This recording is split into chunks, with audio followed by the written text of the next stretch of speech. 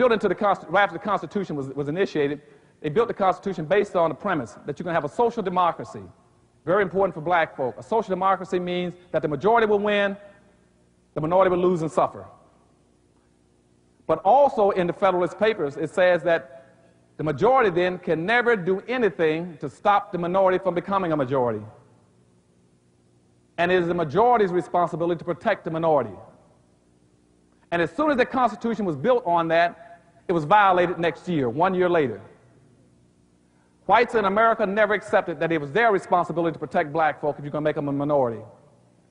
They're talking about black folks shouldn't be out now chasing civil rights as a minority. They know that as a minority you can't win. You don't have the power. It is the majority's responsibility to take care of the minority. Not the minority's responsibility to fight for something you can't get. You don't have the power. And that was violated because in 1790, the first act of the Congress, right after the country was organized with the Constitution, the first law says this is a white country and the quota on black folk is 0. Which means you got a 0 quota, you can only come into this country as a slave. At that moment, black people became the only permanently planned minority in the country. You become the only planned loser. Remember, the minority means loser. Anytime you use the word minority, you call yourself a loser. Don't ever use that word. Okay? You call yourself a loser. So their first act of Congress was to pass an act saying it's a white nation, got a 0 quota on blacks except for slaves. Nobody else you see in that minority category is there a law on you. Nobody says how many women you can have, how many gays you can have, how many handicapped, how many veterans you can have. Only blacks. That's why you cannot get Haitians into the country, because you got a 0 quota. That quota was changed in 1966 and raised to 1/2 of 1%,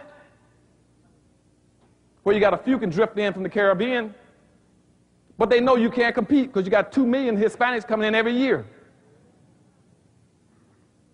And that's why you're going to get suffocated to death. As a matter of fact, jumping ahead of myself for a second to show you what I mean by the influx and how they're going to suffocate you. In 1840s, you did not have one single Asian or Hispanic in the entire United States. But you had 5 million black folk that were enslaved. 5 million black folk were enslaved, but you did not have one Asian and one Hispanic. By the Civil War, you had 6,000 Hispanics. By 1900, you had 100,000 Hispanics. You had 100,000 Hispanics in 1900, but you got 11 million blacks. And they got the same identical birth rate. Here are blacks, here are Hispanics. Here are blacks, here are Hispanics. They got the same birth rate. Now they're going to pass blacks. You know why?